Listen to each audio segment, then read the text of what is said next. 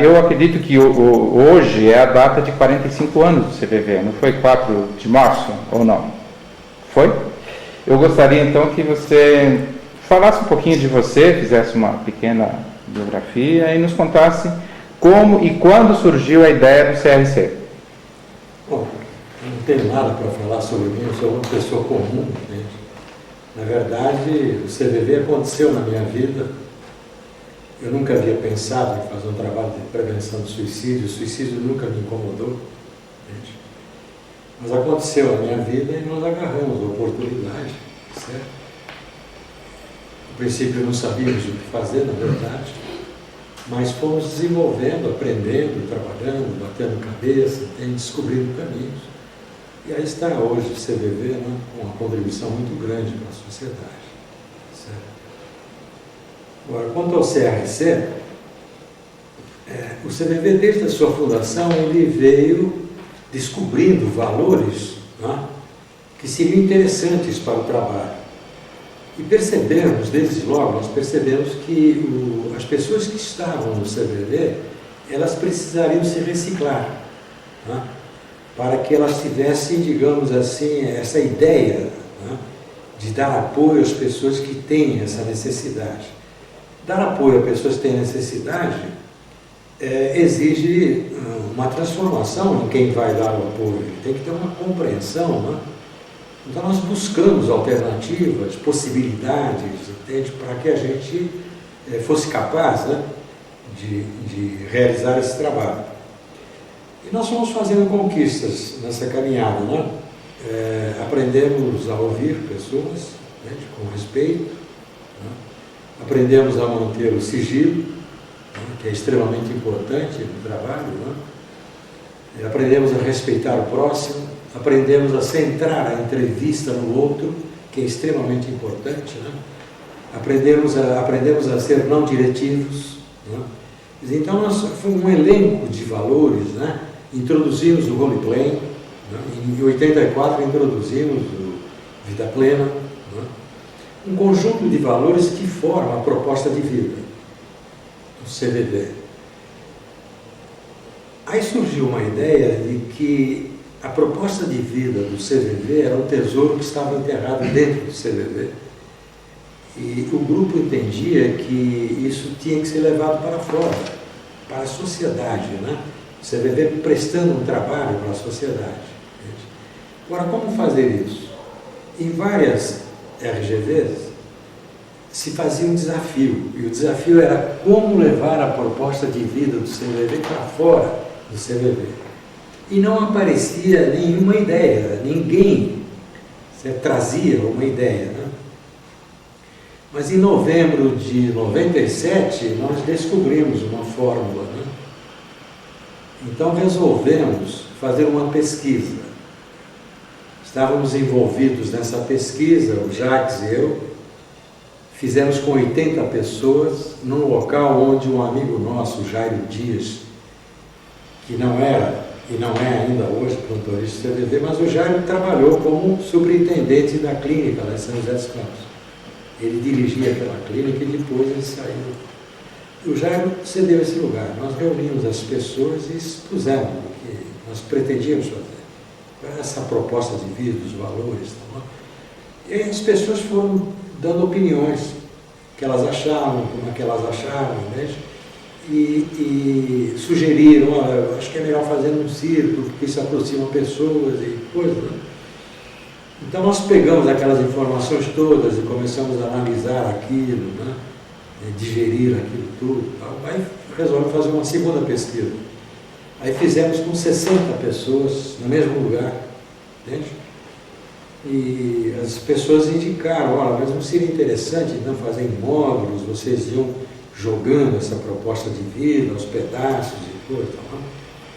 E aí aceitamos a ideia, aquilo foi bem, como é que se diz, pesquisado por nós, depois, não?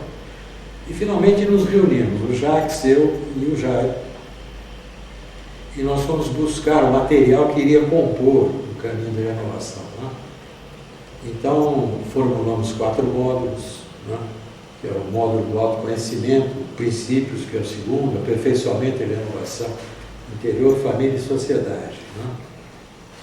E a matéria que está contida nesses módulos, ela estende o programa por 28 semanas, mais ou menos. Né?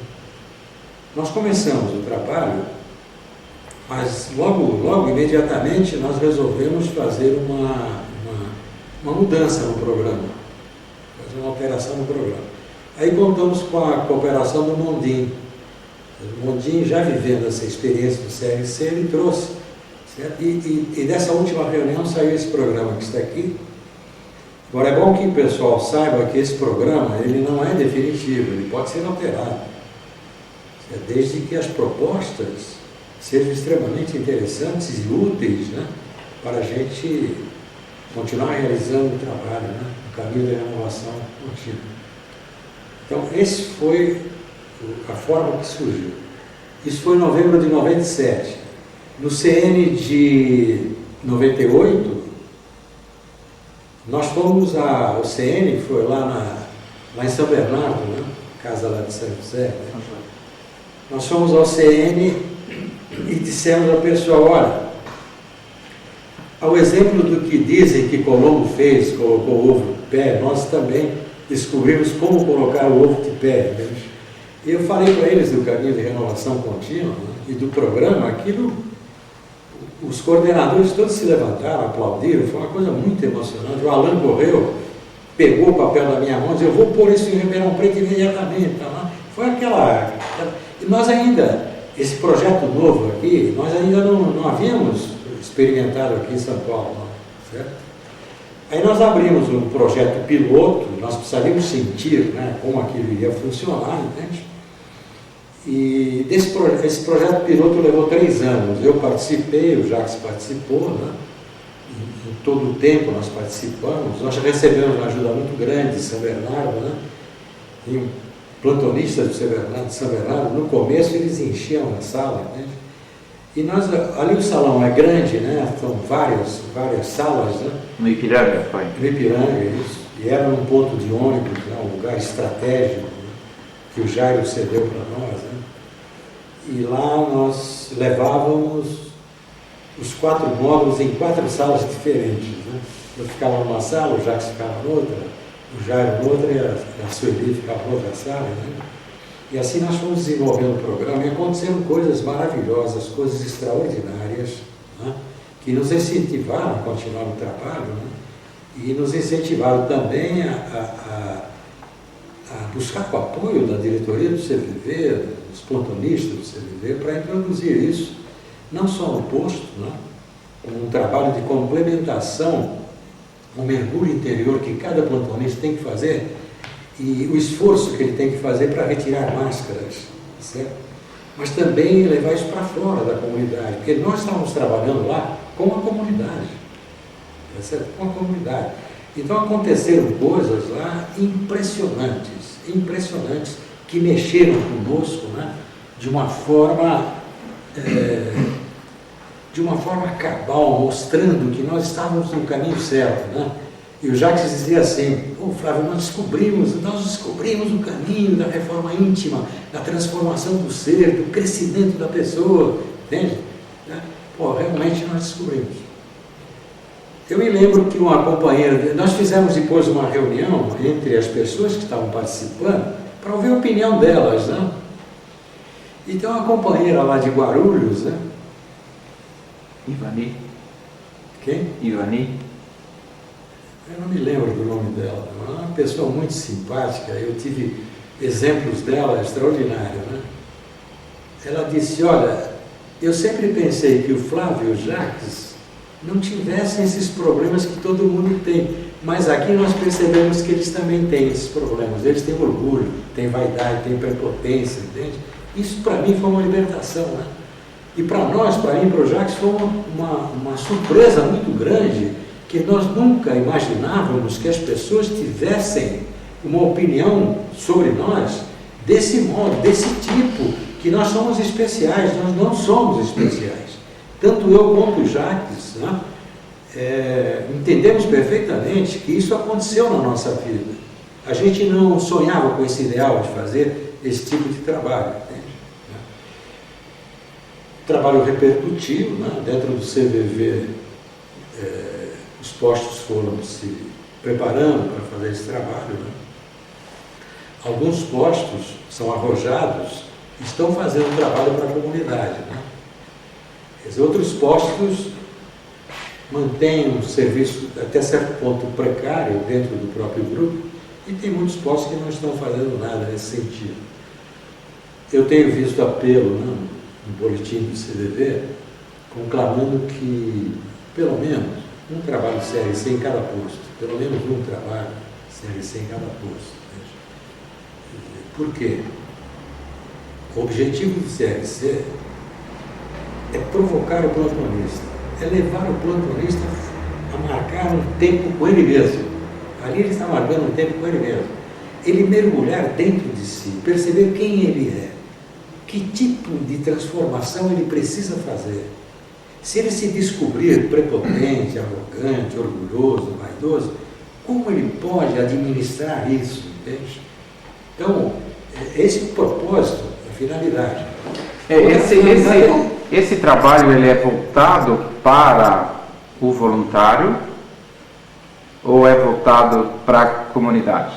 Ele é voltado para o voluntário e para a comunidade. Ele é voltado para o voluntário, por isso que eu estou dizendo, entende? Quer dizer, o voluntário faz uma tentativa de entender o mundo melhor, sob esse ponto de vista humanista, né? Tá certo? Tentando experimentar uma forma de amor diferente, talvez, daquela que ele conheça, de renunciar às vezes a si próprio para servir o outro, entende? Mas também é de valor extraordinário para a comunidade, porque esses valores que o CVV acumulou durante esses 45 anos, entende? Eles podem servir à comunidade, alguém da comunidade descobrir-se também, entende?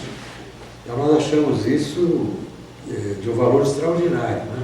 Quer dizer, não é uma arrogância nossa achar que as nossas descobertas podem servir ao próximo, não é isso, entende? Mas é um desejo sincero de ajudar mesmo pessoas a encontrarem caminho. Né? Para que elas próprias se encontrem. Exatamente. Você acha que um grupo formado por pessoas desconhecidas entre si evolui mais ou menos rapidamente do que um grupo formado por pessoas conhecidas, como um grupo de voluntários, por exemplo, onde já existem, todos já têm uma certa visão uns dos outros? Aí são duas coisas diferentes. O CRC feito dentro do posto tem uma audiência de pessoas que já têm o hábito de fazer vida plena. Então, na vida plena, uma palavra basta para mostrar o nosso sentimento, certo? Eu sempre costumo dizer o seguinte: quando nos perguntam, certo, o que você sente, a pessoa diz o que ela pensa, não é o que nós queríamos saber, entende? Ou o que ela acha, também não é o que nós queríamos saber. Né? Ela tem que expor o sentimento. Então, sobre determinado assunto, eu penso isso, agora como me sinto como um monstro. Uma palavra basta para que eu diga como me sinto. No caminho de renovação contínua, você vai um pouco além. Você dá a chance ao plantonista de falar alguma coisa a mais sobre ele, não uma só palavra. Né? Que, aliás, eu acho que um grande problema do roleplay no CVV é que as pessoas que participam do roleplay, elas não falam de si, elas criam, certo? Elas são protagonistas de uma coisa que a cabeça dela está criando e, às vezes, a criação é de improviso e se perde o indivíduo. Todos nós temos problemas. Quando nós vamos fazer o roleplay, por que não falamos dos nossos problemas? Nós não precisamos dizer que aquele problema é nosso. Até podemos, se quisermos, né? Mas se nós falarmos dos nossos problemas, entende? Vai ser muito mais fácil. Né? Agora, quando nós encontramos uma plateia diferente, por isso, nós que começamos esse trabalho, achamos que nós deveríamos fazer um piloto para sentir a coisa. Nós não podíamos ser só teóricos. Certo? Para vocês terem uma ideia, na clínica de repouso Francisco Cajuru, o aparelho de choque foi usado uma vez só. E ele foi usado no JAX. Para o Jacques sentir na pele, por exemplo, que é um choque do dente mental, e o aparelho está lá enferrujado e nunca mais foi usado. Né? Então é preciso que os diretores, quando lançam uma ideia, ou os líderes, né, quando lançam uma ideia, eles tenham certeza absoluta de que é aquilo, mas tem que viver para ter certeza. As coisas que aconteceram no projeto piloto nos mostram que pessoas comuns, que não são plantonistas do CVV, elas têm condições de captar o que está sendo dito. Certo? As primeiras palestras que nós fizemos de vida plena no CVV levavam 4 horas e meia. Certo? Quando nós falamos para as pessoas, hoje nós vamos conversar sobre vida plena, nós ficamos impressionados deles entenderem o que nós queríamos sem que tivesse assistido uma aula. O CVV, o plantonista tem uma aula, né? Eles não têm. Quer dizer, numa reunião aparecem 7 pessoas novas, as 7 pessoas tinham tentado já o suicídio. Como é que eles entraram lá, a gente não sabe. O fato é que entraram 7 pessoas que tinham tentado suicídio. Né? E elas deram depoimentos extraordinários, né? Emocionantes. Tivemos um caso de um senhor que entrou lá e quando se abriu o trabalho, ele pediu a palavra e ele dizia o seguinte: olha, eu perdi o meu iate, eu perdi meu carro, eu perdi a minha mansão, eu estou desesperado, e coisa e tal, né? Aí tem uma outra pessoa que pediu uma parte: olha, eu poderia falar tal, aconteceu comigo ontem e tal. Ah, pois não. Ele mesmo disse: não, pois não, você pode falar. Eu falei: ontem eu coloquei a mão no bolso, eu tinha uns líquidos aqui, e eu vi, deu para comprar 3 pãezinhos. Eu entrei na padaria e comprei 3 pãezinhos. Aquele dia, eu fui para minha casa, eu dormi com o estômago cheio, comi 3 pãezinhos, eu me senti tão feliz. Aquele homem lá explodiu, falou: meu Deus do céu, eu estou reclamando do iate, do carro, e ele, 3 pãezinhos, fez esse homem feliz. Como que eu entrei aqui? Ele disse, quer dizer, esse homem recebeu um choque tão grande, né? Tão grande. Isso mostra que o trabalho atinge essas pessoas. E só para completar essa sua pergunta, estávamos reunidos um dia lá falando sobre Deus, que é um dos temas aqui, como nós vemos Deus. E lá tinha pessoas de várias doutrinas, né? E cada um foi falando. E de repente chegou uma pessoa que estava lá, ele é um poeta, né? Ele disse: olha, eu vou decepcioná-los porque eu sou ateu. Mas eu vou contar para vocês como é a minha vida. E ele começou a contar, teve pessoas lá que começaram a chorar. E veio um indivíduo contando o que ele faz na vida, né? Certo? Quando o trabalho chegou no final, a pessoa que aquele dia coordenava o trabalho, né? Ela disse: alguém gostaria de falar alguma coisa? Daí uma senhora disse: olha, eu quero falar. Certo? E ela disse: está acontecendo uma coisa comigo que eu não sei nem explicar, eu estou toda arrepiada, eu sou católica de formação, entende? Mas o que está acontecendo com a senhora? Ela apontou uma cadeira vazia e falou: naquela cadeira está sentado um homem lá, ele usa as mesmas roupas que se usavam no tempo de Jesus. E ele disse assim para mim: interessante essa discussão sobre Deus, né? Mas eu digo para você que o mais certo aqui é o ateu, porque ele age como Deus quer que nós ajamos, né? Certo? Quer dizer, os outros religiosos que estavam lá não foram capazes, certo, de dizer o que eles fazem. E aquele indivíduo que era ateu, quer dizer, mas como é que essa mulher viu essa figura lá? A mulher estava completamente transtornada. Ela disse: como? Eu estou vendo o homem lá, certo? Quer dizer, os outros não viam, mas eu estava lá, também não vi. Então, isso acho que responde a pergunta. O trabalho serve para fora, né? Dá para você desligar um pouquinho? Só mais uma aqui. Qual é a sua... O que você acha que acontece com os grupos de CRC, que eles se iniciam com uma participação total dos componentes, aos pouquinhos eles vão se esvaindo, acabam terminando, e que recado você daria para facilitadores e participantes do CRC? Esse é um problema dentro do trabalho, mas é um problema que tem que ser compreendido.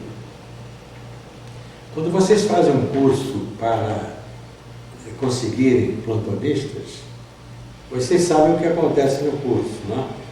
há um turnover grande, as pessoas vão embora. Por quê? As pessoas percebem que aquilo não era o que elas queriam, né? Aquilo não vem de encontro àquilo que elas imaginavam, entende?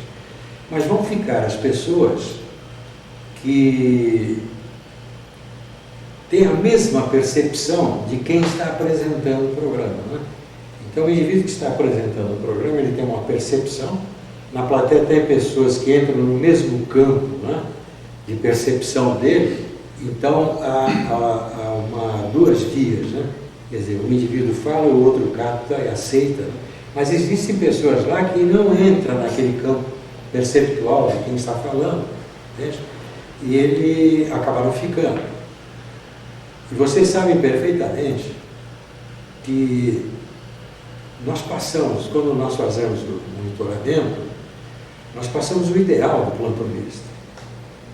E aqueles indivíduos que estão lá, eles ficam emocionados, eles ficam impressionados com o ideal do CVV, que é uma proposta de vida para ele completamente diferente. Porém, quando ele vai fazer o plantão, ele tem uma decepção muito grande, porque ele vê que os plantonistas antigos não agem como o ideal, que nós passamos para eles, certo? Mas na vivência do posto, tem plantonista que não age. Tá? Então, ele se decepciona e vai embora. Porque ele acha, pô, isso aqui é falso. Tá certo? Com o CRC acontece a mesma coisa. Quer dizer, o indivíduo que vem lá pela primeira vez, ele não entra naquele campo perceptual de enxergar aquilo como um valor para ele, né? Como um caminho novo para ele. Ele não enxerga isso, então ele acaba desistindo.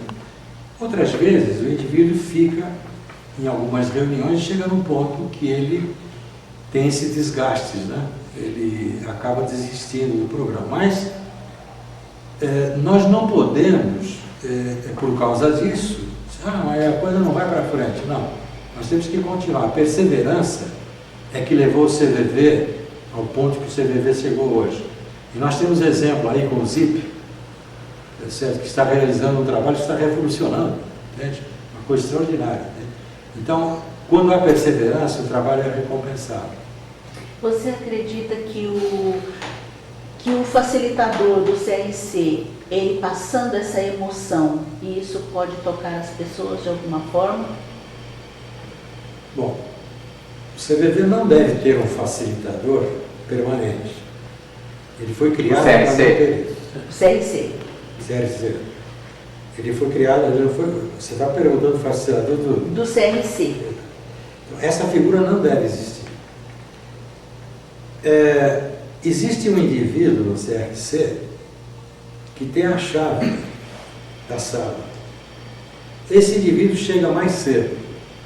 O que ele vai fazer? Ele vai ver se a sala está limpa. Vai ver se o banheiro está limpo, se tem papel higiênico, se tem sabonete, vai ver se tem água, entende? Porque a pessoa que vai lá, ela tem que ter um mínimo de conforto para ela se sentir bem, entende? Então, esse indivíduo tem essa obrigação. Mas na hora que começa o trabalho, o facilitador vai ser escolhido na hora. E em cada reunião vai ser diferente. Por quê? Nós não podemos criar um guru dentro do grupo, que não as pessoas vão se grudar nele, entende? Certo? E no final da reunião, esse facilitador, esse coordenador daquele dia, ele não vai fechar o trabalho, senão as pessoas vão levar o que ele disse. É alguém que está lá participando que vai fechar o trabalho, que vai dar a sua opinião, entende? Então essa figura oficialmente não existe e não deve existir, tá certo?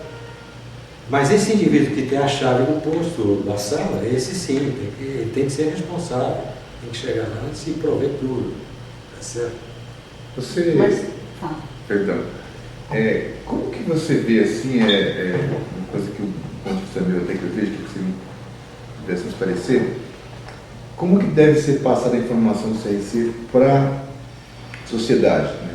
Qual a informação que a gente daria para a pessoa que, para abordar alguém, ó, vai ter um CRC?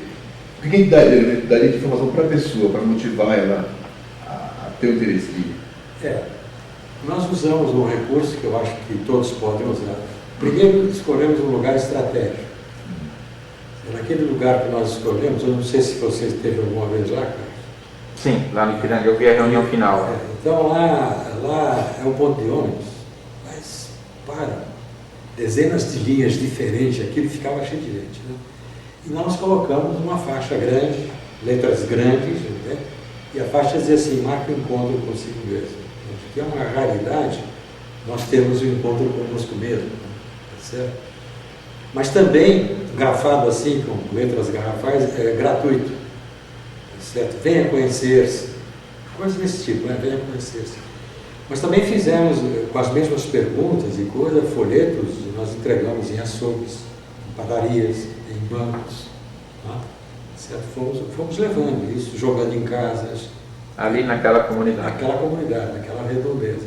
Tá? Quer dizer, nós recebemos lá muitas pessoas de bairros distantes, né, porque era um ponto de ônibus. Veja. Então o indivíduo chegava lá para tomar um ônibus, ele ia para Taboão da Serra, ele acabava entrando. Né? Esse indivíduo, nós entendemos que ele poderia ter mais dificuldade no futuro, né?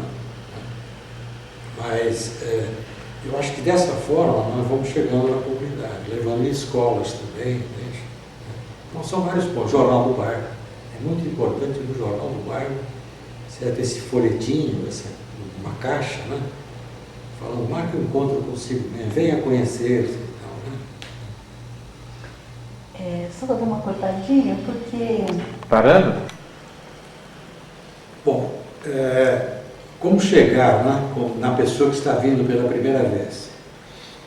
Nós temos um folheto, temos que ter um folheto, onde nós explicamos.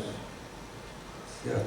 As pessoas estão esperando que haja lá um professor, não, alguém que vai fazer uma palestra, isso não existe. A pessoa é esclarecida sobre isso, entende? Nós podemos e devemos conversar com cada um que aparece. Entende? Se você deseja falar, fale de si mesmo, entende? Não existe polêmica, discussão. Você fala aquilo que você sente. A outra pessoa vai falar aquilo que ela sente, e nós temos que aceitar isso. Tá? Mas existe um folheto, certo? Sobre isso. Eu penso que vocês devem ter isso. Se não tiver, terão que conseguir isso. Tá? Uma pessoa para vocês pedir isso é um mondinho. Um mondinho tem essas coisas todas. Né? Isso é a forma de nós introduzirmos o indivíduo naquele trabalho que ele vai participar. Ele sabe que não tem um professor, né? Que não vai ter um guru lá, entende? E nós usamos até essa expressão: não tem um professor. Todos nós aqui somos professores. Porque todos nós temos uma experiência e nós vamos falar sobre ela, sobre o sentimento. Tá certo? Agora, nós já falamos na graduação que não deve ter um facilitador. Por quê? Existem pessoas que têm carisma. O indivíduo que tem carisma, ele atrai carismáticos. E o trabalho se perde. Isso nós assistimos em muitas igrejas. Indivíduos carismáticos, né? Daí a pessoa fica embevecida, né? Com o carisma que ele tem e acha que ele é um santo, que é uma coisa, e fazem 1001 de coisas erradas, né? Porque estão seguindo aquilo, coisa, não é? Nesse tipo de trabalho não existe isso. Entende? Não existe. O trabalho é centrado no grupo. O grupo vai para onde ele quer. Se o grupo se sentir incomodado, o grupo vai interromper e vai fazer alguma coisa diferente e o trabalho vai mudar. Tá certo? Agora, se o grupo quer ir para aquele caminho, ele tem que ir para o caminho. Não tem ninguém que vai dizer assim: não, vem cá, vocês estão distantes. Mas distante do quê? Não, do que eu sei. Não, nós não queremos saber o que você sabe. Nós estamos achando que o caminho é esse e acabou. Né? Tá certo? Dá para entender? Quer dizer, nós não temos que ter um guru, não temos que ter uma pessoa que tem esse tipo de influência lá dentro. Né? Na hora de dizer assim, reúne o pessoal, diz assim, você a primeira vez você vê, hoje você vai coordenar aqui, o tema aqui, você fala para o pessoal qual é o tema aqui. Você fala qual é o tema, pronto. Ele é o coordenador. Quer dizer, ninguém vai fazer pergunta para ele, nada, ele é o primeiro dia que ele está lá, entende? Tá certo? As pessoas então vão falar de si mesmas, refletindo a proposta que o assunto está trazendo naquele instante. É assim, né? Funciona. Né? E isso tem dado experiências, né, para nós. Nós aprendemos muito com isso. Tá certo? Se nós colocarmos alguém lá, que é o sabichão, o dono da verdade, o trabalho está perdido. Se nós ficarmos incomodados que as pessoas estão levando para um caminho que nós achávamos que não devia ser, É preciso que nós entendamos que o meu referencial é diferente do seu, é diferente do dele, é diferente do dele, é diferente do Antônio. Eu vejo a coisa de uma forma, vocês veem de outra forma. Eu não posso obrigá-los a ver do jeito que eu vejo. Isto é um princípio da transformação interior e do respeito que nós temos que ter pelo próximo. Tá certo? Ele tem um referencial, eu tenho que respeitar o referencial dele. Eu tenho o meu. É por isso que existem problemas nos casais, nos lares, problemas com os filhos. Os filhos têm um referencial e o pai quer que o filho tenha o referencial que o pai tem, entende? Isso é desumano, é falta de caridade. Tá certo? Então, dentro do CRC não pode ter isso. A outra pergunta que nos fizeram aqui é se essas propostas do CRC induzem a pessoa a encontrar-se, né, a descobrir, por exemplo, o valor da família, do autoconhecimento, do que ela tem que fazer com ela mesma, do aperfeiçoamento, da sociedade. Exatamente, o CRC tem esse propósito, quer dizer, levar o indivíduo a pensar sobre si mesmo, o papel dele na família, certo? O papel dele na sociedade. Se esse indivíduo ele pode refletir sobre essas coisas, essas reflexões são extremamente importantes, não é? Então, o CRC leva esse propósito. Né? Quer dizer, quando se imaginou que a proposta de vida do CVV era boa, não se pensou em doutrinar ninguém, mas se pensou em lançar assuntos capazes de levar o indivíduo a fazer reflexões. E cada um vai fazer a reflexão ao seu modo. Certo? E que recado final você daria para todos os colegas que estão vendo aqui?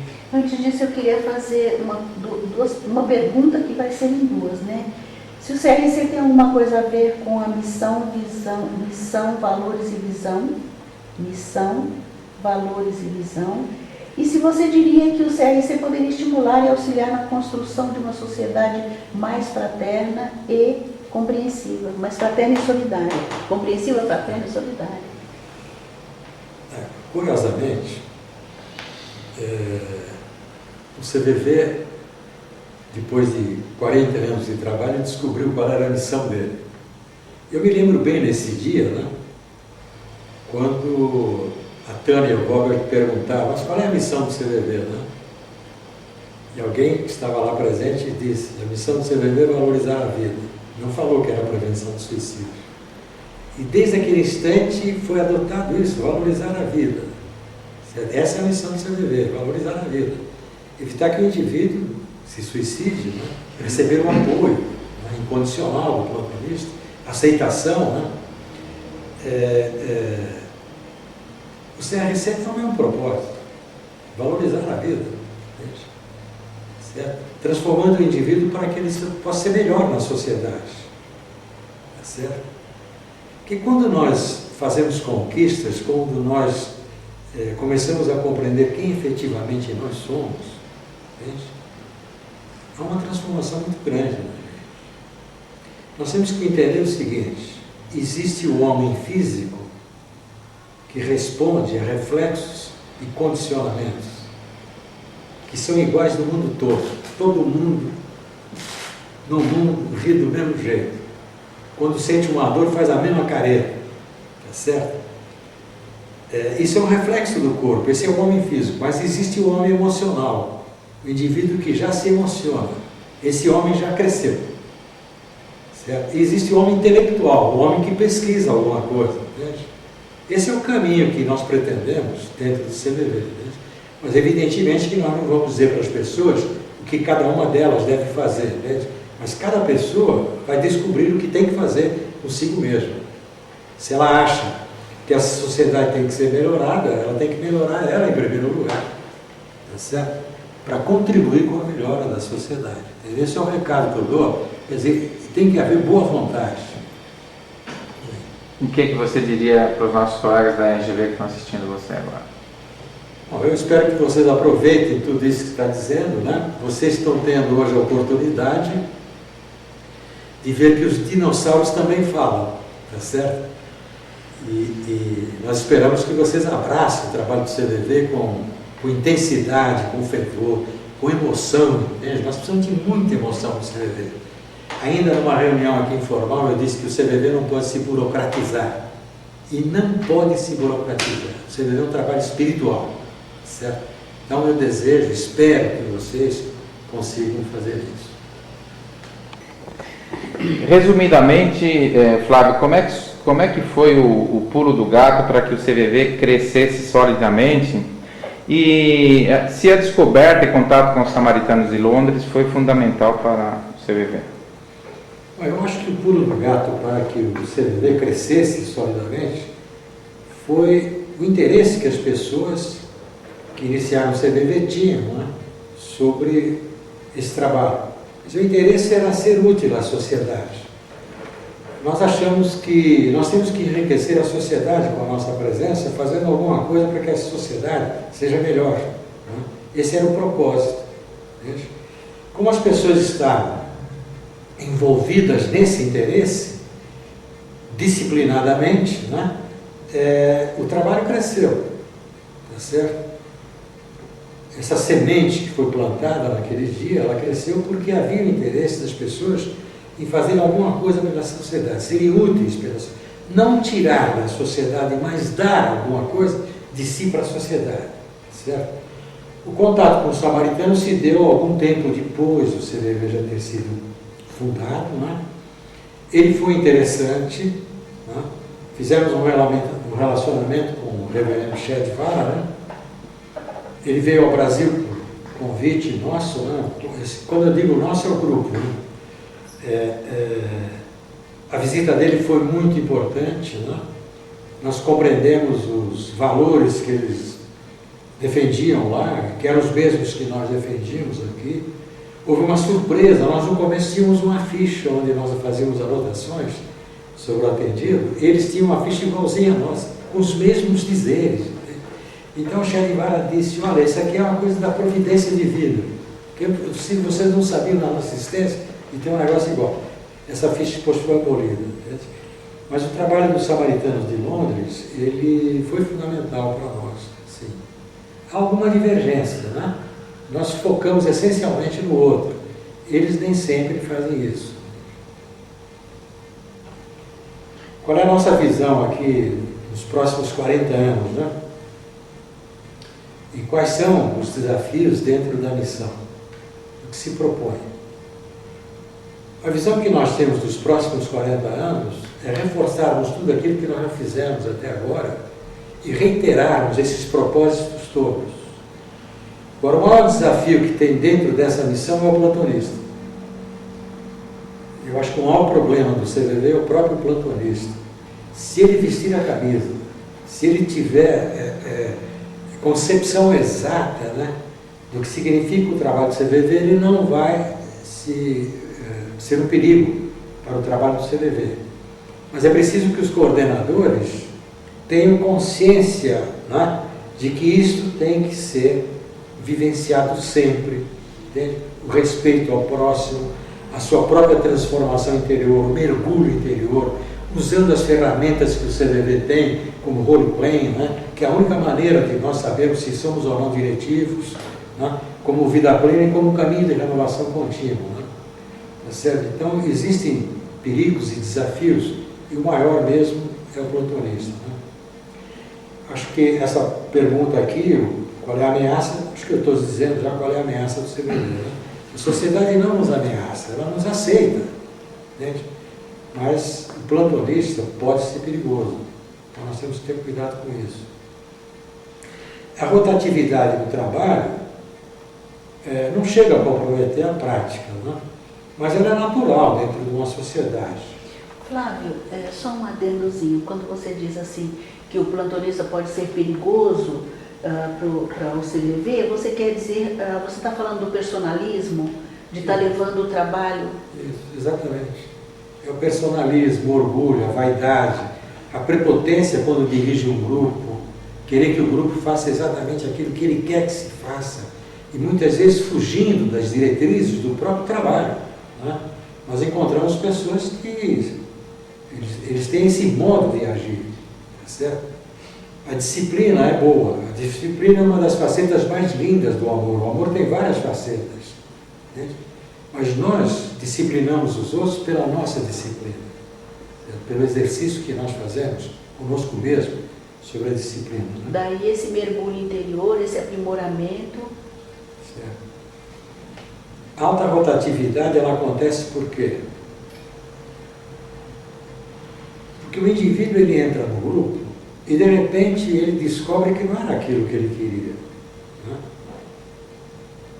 Ou ele entra no grupo, faz o programa com a gente, ele entra naquele trabalho onde tem um monitor que vai falar do ideal do CVV, né? Mas quando ele entra no plantão, ele descobre que aquele ideal que o monitor passou para ele não é o que os plantonistas antigos fazem. Os plantonistas antigos são indisciplinados, muitas vezes são diretivos, certo? Muitas vezes tem problema para respeitar horários, né? E ele fica um pouco decepcionado e se retira. Outras vezes não fica decepcionado, ele continua, tá certo? Pode ser que ele se enquadre na prática dos plantonistas antigos, ou pode ser que ele contribua para que isso possa melhorar. Então isso é um cuidado que nós devemos ter. Agora, a rotatividade sempre vai existir. A pessoa percebe que não era aquilo, que ela entrou numa canoa que não era dela. Entende? E o que fazer com os vícios dos antigos? Exatamente. Os vícios dos antigos, todo o trabalho que nós fazemos de vida plena, caminho de renovação contínua, é para nós ficarmos livres dos vícios e defeitos. Tá certo? Quer dizer, é uma luta muito grande se libertar de vícios e defeitos. Entende? E nós não podemos levar os vícios e os defeitos nossos para dentro do plantão. Eu sei que quase que a totalidade dos plantonistas do CVV, quando fazem o plantão, estão usando uma máscara. Certo? Por que usam uma máscara? Quando o indivíduo usa uma máscara, ele paga um preço caro. Certo? Ele está sob tensão porque ele está com uma máscara. E por que ele usa uma máscara? Porque ele ainda é diretivo. Porque ele tem vícios e defeitos que podem atrapalhar o programa. Mas naquelas 4h30, ele põe uma máscara e representa um papel, né, de alguém que não tem aquele vício, de alguém que não é diretivo, mas o preço é alto, inclusive no relacionamento com o atendido. Né? Certo? Flávio, só uma perguntinha, você falou sobre os vícios dos plantonistas, né? O que você acha que pode ser feito no PSB para os novos, né? Que pode ser algum remédio que possa melhorar isso para quem está entrando? Uma vacina, para que eles vão conviver com os vícios, porém saber que os vícios existem e que... Porque vocês que eles acabam, a rotatividade tem muito a ver com isso, que a pessoa se decepciona, porque chega lá e ela pega uma informação, chega lá é outra, né? O que a gente poderia fazer no PSV para deixar isso mais claro para quem vai chegar? Acho que no PSV a gente tem que ser claro, dizer o seguinte, olha, você está entrando no trabalho que tem uma proposta de vida. Se você analisar essa proposta de vida e procurar vivenciar o que está aí, vai acontecer uma transformação contigo mesmo, entende? E nós esperamos que um dia você não vá para o plantão usando uma máscara, certo? Que naquelas 4h30 o teu vício não vem à tona. Né? Nós esperamos que você elimine isso. Um dia você consiga eliminar isso. Entende? Isso faz parte de um processo. O que significa dizer, se você tem vícios que podem atrapalhar o programa do CVV, né, você terá que sublimá-los. Mas nós esperamos que um dia você elimine isso. Quer dizer, é uma proposta que se faz. Né? Agora, evidentemente, que os plantonistas do CVV não serão todos os anjos. Né? Seria impossível nós fazermos isso. Certo? Mas é um trabalho difícil, não? Um trabalho onde você procura lançar, digamos assim, ferramentas para nós trabalharmos conosco mesmo, para nós nos conhecermos. Entende? Então, tudo aquilo que nós pudermos passar no PSV, entende? É útil. Né? Me lembro que no CVV, aquela aula sobre administração, conduta, comportamento, era a última aula. Quando se dava aquela aula, a plateia desaparecia, ficava muito pouca gente. Aí entendeu-se, essa aula vai ser a primeira, porque se o cara vem na segunda é porque ele aceitou. Então já houve uma mudança muito grande nisso. Então nós temos que colocar alguma coisa, entende? Que leve o indivíduo a enfrentar o trabalho, né, com coragem. Esse trabalho interior tem que ser feito com muita coragem. Né? Você quer falar? A continuidade também nas reuniões, né? Nas reuniões de grupo, né? Que agora nos roleplays, usando essas ferramentas. Exatamente. Aqui tem uma pergunta curiosa: a doutrina espírita serviu de base para a criação do CVV? Não serviu de base. Quer dizer, eventualmente, lá tinham alguns espíritas, mas isso não significa que é um trabalho do espiritismo. Mas eu acredito que é um trabalho de pessoas que estão interessadas em enriquecer a sociedade com a sua presença. Né? E o CVV explodiu mesmo quando ele se abriu integralmente à sociedade, recebendo pessoas de todos os credos, de todas as doutrinas, indivíduos que vieram somar e que são pessoas que elas têm o caráter do befriend. Né? São indivíduos que já assimilaram isso nas suas próprias vidas, né? Tá certo? Então, tem pessoas que têm dentro de si esta filosofia do befriend, ser amigo, e tem indivíduos que não têm. Tem indivíduos que, durante a sua permanência como plantonista, ele adquire isso. E tem indivíduos que jamais irão adquirir isso. São aqueles caras que pulam fora da canoa, entende? Agora, o CVV não está ligado a nenhuma doutrina. Mas eu acho que até poderíamos dizer que o CVV é uma religião. Por quê? Porque ele conduz o indivíduo a ser melhor, certo? A ser diferente, a ser útil para a sociedade. Vocês sabem que religião significa religar a criatura com o Criador. Quem tem um trabalho onde as pessoas procuram ser melhores, ser ativos, proativos, serem pessoas que enriquecem a sociedade com a sua presença, ele está caminhando em direção ao Pai que o criou. Isso para quem aceita, né? Deus. Para quem não aceita Deus, certo? Esse caminho está sendo feito com aquela criatura que você aceita no lugar daquele Deus, das pessoas que admitem Deus. O CVV está se aperfeiçoando cada vez mais em termos de estrutura e deixando de lado o aprimoramento e melhor ajudar o outro. Olha, o trabalho do CVV é ajudar o outro. Nós temos que buscar um aprimoramento para ajudar os outros. Estas ferramentas que nós temos dentro do CVV, como roleplay, vida plena e caminho de renovação contínua, e agora temos uma ferramenta, o ZIP, né, que está fazendo um trabalho com crianças extraordinários. Né? Este acontecimento que teve agora em outubro em Sorocaba foi uma coisa extraordinariamente bela. Né? Então, o foco do CVV é valorizar a vida, tá certo? É aprimorar, né? E ajudar o próximo. Nos preocupa com a possibilidade de nós burocratizarmos o CVV. Até certo ponto, meus amigos que dirigem o CVV me perdoem, né? Tem muita estatística no CVV. Aquela reunião geral onde o pessoal apresenta estatística é muito chata. Ela é necessária? Até certo ponto é necessário, mas a estatística pode ser mais simples, né? Ela não pode tomar conta. Tomar conta. A minha é a vulga ser condensada ali. Pergunta 5, foi pro lado? Assim, qual pergunta? Assim.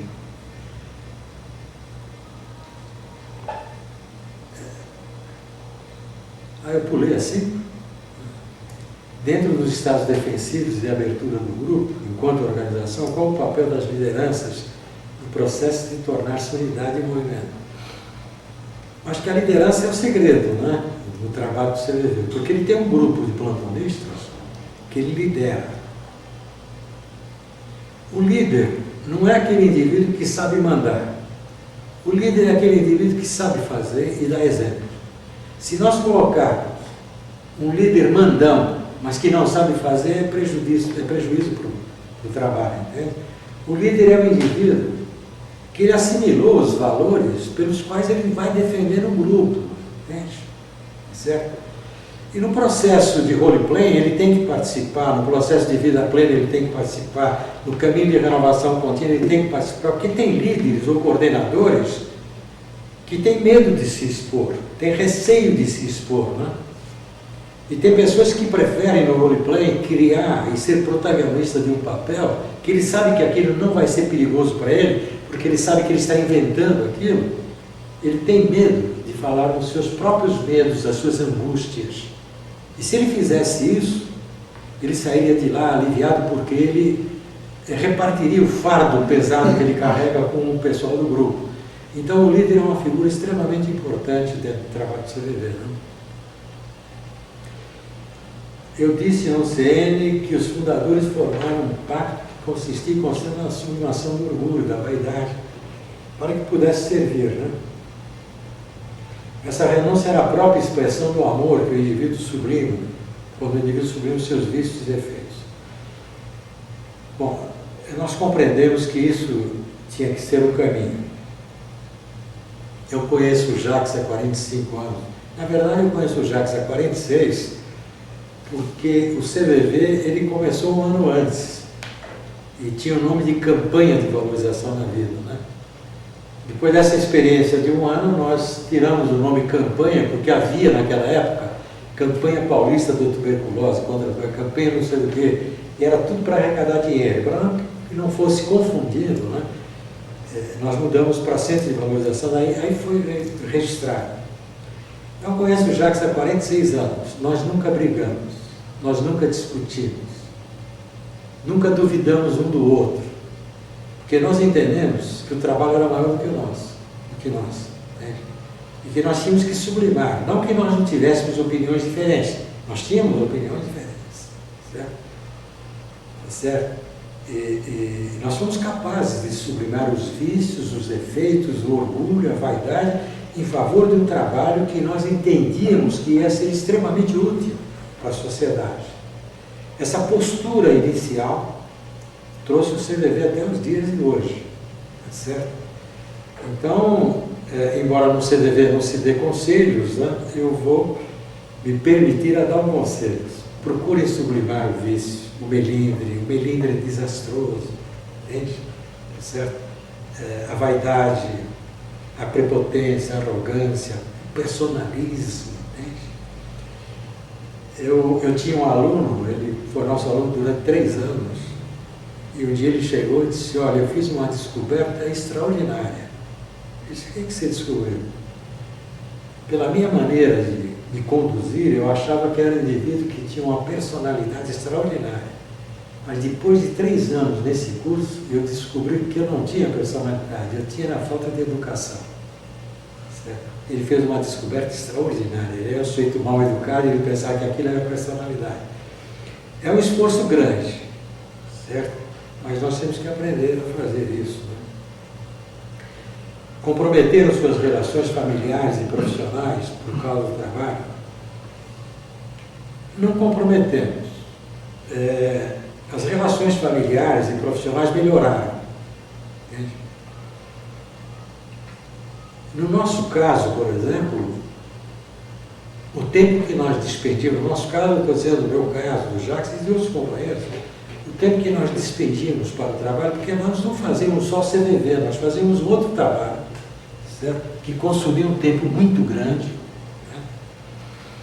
Né? Algumas vezes nós deixamos a família, né? Mas um dia, alguém nos disse que o tempo que nós permanecemos em casa tem que ser um tempo valorizado. Certo? Não adianta você ficar em casa de pijama, coçando o umbigo numa poltrona, você não estará educando seus filhos. Você estará educando seus filhos se eles perceberem que você é uma pessoa útil para a sociedade. Certo? E se eles perceberem que quando você está em casa, você valoriza o tempo com a família. Isso é importante. Isso, para mim e para minha esposa, certo? Foi a abertura para que nós nos dedicássemos ao trabalho, né? Com mais eficiência. Então, não atrapalhou de forma alguma. Né? O companheiro Jacques, não sei se ele vai gostar do que eu vou dizer aqui, mas o Jacques participou de um concurso onde entraram 150 engenheiros do mundo todo. Ele tirou em primeiro lugar. Certo? E ele só não aceitou o contrato porque as pessoas que iam contratá-lo não concordassem que ele tivesse meio dia livre para trabalhar pelo CVV. Então ele abriu mão do trabalho. Tá? Isso mostra o que é renúncia, o que é entrega, o que é dedicação. Entende? Agora, quando a gente faz isso com amor, aqui o sacrifício essencial não é sacrifício, é prazer. Compreenda. Nós estamos recebendo um presente para trabalharmos o CVV. É um presente isso. E agradeço ao Alto pela oportunidade de receber esse presente. Não é sacrifício. Porque se for sacrifício, não seja plantonista do CVV. Se for sacrifício, não seja plantonista. Nós temos que ter alegria em fazermos isso. Hoje é o meu dia de CVV, hoje eu vou participar de um banquete que vai durar 4 horas e 30. Entende? E vai chegar um ponto que nós, nas 24 horas do dia, vamos ser plantonistas do CVV porque vamos ser melhores, vamos enriquecer a sociedade com a nossa presença. E se eu estivesse dando uma entrevista, né, na TV, o que eu diria? Qual é a mensagem? A mensagem que eu diria às pessoas: procurem amar, mas procurem entender o que é o amor, para que nós não cometamos o erro de pensarmos que amor é paixão. Amor é entrega, amor é renúncia, e paixão é obsessiva, é escravizante. Então procurem entender o que é amor, procurem exercê-lo. O que você diria para uma pessoa que quer ser voluntário? O que diria aos voluntários? Eu acho que eu já disse agora, né? Os voluntários: dedicação, renúncia, entrega, entende? E fazer o trabalho com alegria, com felicidade, entende? Compreendendo que recebeu, digamos, um prêmio ao ser convidado ou ter procurado o CVV para participar dessa família, né? É um trabalho que nos leva a sabermos quem efetivamente nós somos, né? Quem nós somos. E teve alguma coisa no trabalho assim que te deixou chateado em algum momento? Algum momento em que você balançou, refletiu, vontade de sair do barco? Tenho. Não vontade de sair do CVV, não. Absolutamente, isso jamais vai acontecer, né? Mas eu tive um choque quando eu percebi que o posto da abolição deixou de ser um posto 24 horas. Numa palestra da regional aqui de São Paulo, o Marcelo nos convidou, nós falamos isso, e lá tinham pessoas que fazem o samaritano, né? Interpretaram que eu era contra o samaritano. Eu tive que dizer que não sou contra o samaritano. Pelo contrário, o samaritano é uma marca registrada do CVV, certo? E nós abrimos mão da nossa marca quando o grupo está interessado em fazer um trabalho de prevenção do suicídio, ou ele trabalha 24 horas, ou ele trabalha 2 horas, 4 horas, sei lá, eles que sabem. Entende? Quer dizer, o importante é trabalhar na prevenção do suicídio. Mas a abolição foi o laboratório do CVV onde todas as experiências foram lá realizadas, né? Na abolição surgiu a Clínica de Repouso Francisca Júlia. Na abolição nós compramos os prédios do CVV. Vocês terem uma ideia, quando nós compramos um prédio, o primeiro prédio do CVV, que foi lá na Genebra, né? Um prédio, nós compramos aquele prédio, cada plantonista tinha que trazer 11 manolitas. Para quem não sabe o que é manolita, era uma nota de R$1 hoje, certo? Tinha que trazer 11 para pagar a prestação, tá certo? E foi um esforço muito grande, né? E mais tarde nós trocamos aquele apartamento pela Casa da Abolição, né? E lá nós construímos, certo? A Clínica de Repouso Francisca Júlia. Lá nós abrimos inúmeros postos, lá nós recebemos o Che Guevara, lá nós fizemos inúmeras experiências. Lá nós experimentamos, em 1984, vida plena, tá certo? Lá nós experimentamos o ciclo da vida, quer dizer, vários valores do CVV foram experimentados na abolição, e a abolição sempre foi muito cara para nós. Né? Nós sempre fizemos o plantão lá na abolição, entende? Quantos anos você fez plantão? Eu fiz muitos anos, viu, cara? Eu nem me lembro exatamente. Nós acabamos deixando de fazer plantão porque a gente estava sendo muito solicitado por grupos, a gente tinha que viajar muito. Então a gente não tinha um tempo fixo assim, né, para ficar preso lá no plantão. Né? Quer dizer, então surgiu uma missão diferente, né? Uma missão de viajar. Então nós íamos para Belém do Pará, para Recife, para o Rio Grande do Sul, para a Argentina, para o Uruguai, né? Quer dizer, realizando trabalhos não só dentro do CVV, mas outros compromissos que havíamos assumido, né? Sempre com o intuito de que as pessoas encontrassem um caminho para conhecerem-se a si mesmas. Né? Certo? Então, tivemos esse choque. E lá naquela reunião nós fizemos a palestra toda, porque nós fomos apanhados de surpresa lá. Eu não sabia que estava acontecendo isso na abolição. Eu espero que a Regional de São Paulo, eles possam se ajudar entre si para levantar isso. Não que, volto a dizer que os samaritanos, nós não concordamos com a ideia. Se nós não concordássemos, nós não teríamos cedido, certo? A marca registrada nossa, samaritanos, para o grupo. Né? E qual a sua maior alegria dentro do CVV? Bom, a minha maior alegria consiste em perceber que hoje nós estamos fazendo uma média de 1 milhão de atendimentos por ano, né? Que é uma expressão muito grande. E é uma alegria ver que cada 35 segundos toca o telefone do CVV. A minha maior alegria é ver uma pessoa nova entrando no CVV. Eu gostaria de abraçar todos, por vir engrossar, né?